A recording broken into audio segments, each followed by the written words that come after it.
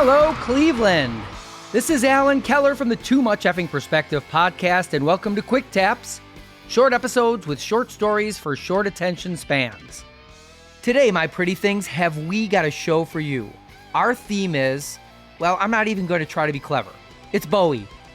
Every Spinal Tap moment in this episode features a real-life encounter with the man who fell to earth himself, David Robert Jones Bowie.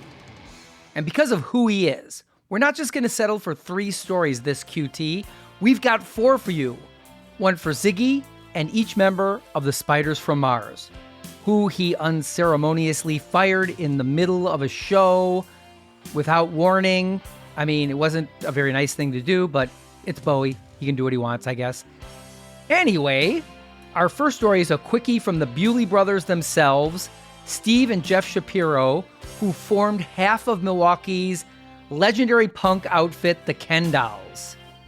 In this Moon Age daydream, Steve tells us about a time he and all of LA were under pressure when suddenly the space oddity appeared out of the blue and made everyone feel like they were about to take a trip on a Gemini spaceship. Or at least use the express lane with more than 10 items. It was during the riots, and I was living in West Hollywood, and everybody kind of panicked and went to the grocery store and was just filling baskets full of stuff and waiting in these giant lines. And I look, and there's David Bowie and his wife, Iman, standing there with a grocery cart, but they had this glow around him, and it was just like, bah! And nobody was bothering him, and they were just kind of sitting there, and he was probably, well, the pickles, darling. But just like everybody else, and that was kind of cool. And I was just like, wow, there's David Bowie waiting in line. But he had this glow around him, this aura. It was amazing.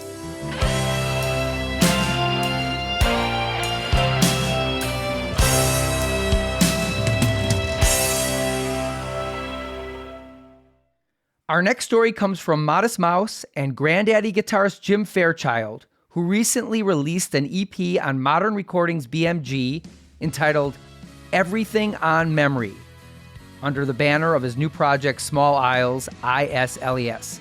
Jim tells us that when he was a young American, he got to meet his hero only to find out somebody up there liked him.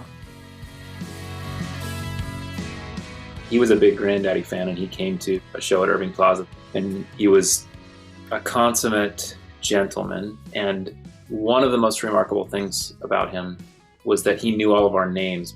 He turned around, he's like, "Oh, Jim, I'm David," which I thought was just such a classy move. And then the other part was that he had just returned from the VH1 Fashion Awards, and he was dressed really beautifully, and he was kind of apologizing for being dressed in like a formal way. I mean, he looked incredible. But the other part was that he said, "I need to get home. I'll see you guys next week when you're back in New York, but I want to make sure that I kiss my daughter goodnight." Just like, God damn, that's the way, dude.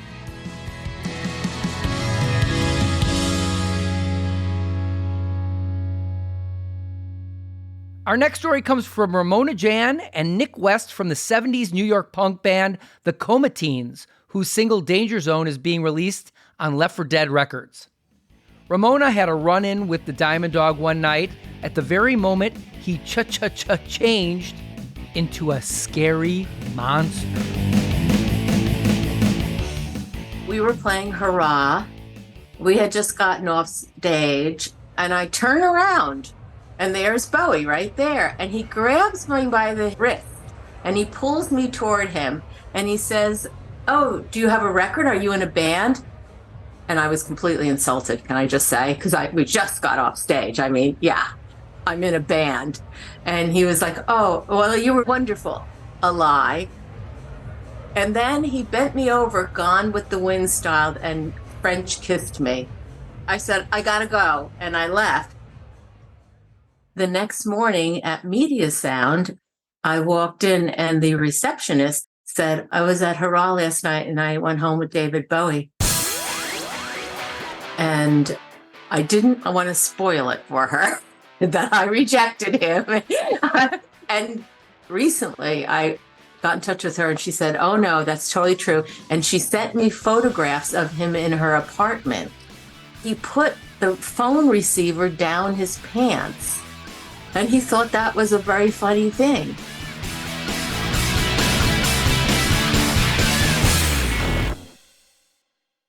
And our final story comes from photographer and member of the original Milwaukee new wave band, The Wigs, Jim Cushionary, who was a lodger on Bowie's own bed, then went on to have a fantastic journey with the Lad Insane. And by the way, I apologize for my obnoxious use of Bowie song titles. I hope you think it's hunky dory. David Bowie started a tour, and it landed in New York City. And my friend, his publicist, calls me and says, "Hey, you want to come out to New York? And, you can stay at my hotel. You can go to the show." I said, "Hell yeah, I want to do that." So I take a red eye. I arrive at like 10 in the morning, and I'm just wiped out with jet lag. And get into her room, and she's in the bathroom, whatever. And the phone rings. She goes, "Hey, can you get that?" I go, "Hello." And this voice goes, "Who's this?" I said, "This is Jim. Who's this?" And he says, "This is David." And I said, "Oh, excuse me, I'll get Cheryl for you." And I hang up the phone and I go, "It's your boss. He's on there." She had to go to work in his office, Main Man. I think it was right on Park Avenue. And I ended up crashing on David Bowie's couch for most of the day. And the show was at night in the Meadowlands in Jersey. I got to ride out to the venue in a little shuttle bus with all the band wives and or girlfriends. We go to the show goes off great. So then we get in the shuttle back to the hotel. They shut the bar down for everybody except David and us. I just went down sort of toward the corner of the bar, and there's this one guy who nobody's paying any attention to him, and is David Bowie. Apparently, David had a tenuous relationship with beer. Like, he could do heroin or whatever you want and he'd be fine. One beer and he's knocked on his ass.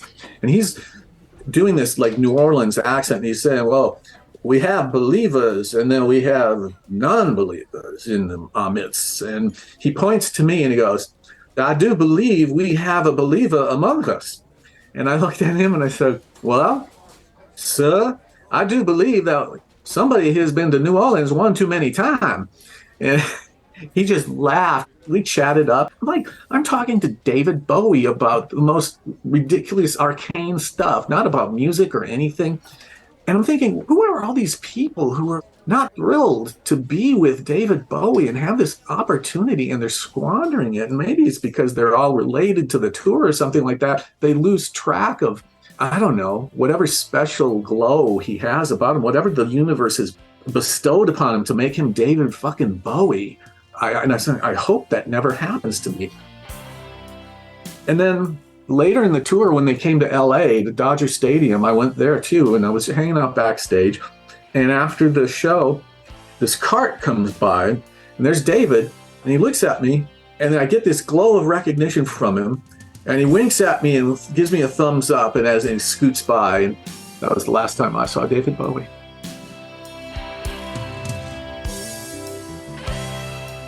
My first run-in with Bowie was on vinyl. My older sister, Ray Ellen, who had great taste, had just purchased Young Americans back in 1975, and I snuck into her room, put on her brand new Koss headphones, and listened to Fame. And if you listen to that song on good headphones, you'll hear there's one beat where they open up the reverb really wide. And it's almost like an LSD experience where you are never the same after you hear the song Fame on headphones. And I've been a big Bowie fan ever since. Thank you, Raylan, wherever you are. And thank you, my Rebel Rebels, for tuning in to today's Quick Tap. Please rate and review the TMBP show on Apple Podcasts. Tune in next week when my co-host Alex Hoffman and myself return for more Spinal Tap moments on Too Much Effing Perspective. Although it would be as great as having armadillos in our trousers, this podcast is not affiliated with This Is Spinal Tap, and no person or entity connected with the film has sponsored or endorsed its content. This podcast is not affiliated, sponsored, or licensed by Authorized Spinal Tap LLC or Century of Progress Productions. Too Much Effing Perspective is a Milwaukee Talkies original. Evergreen Podcast Network.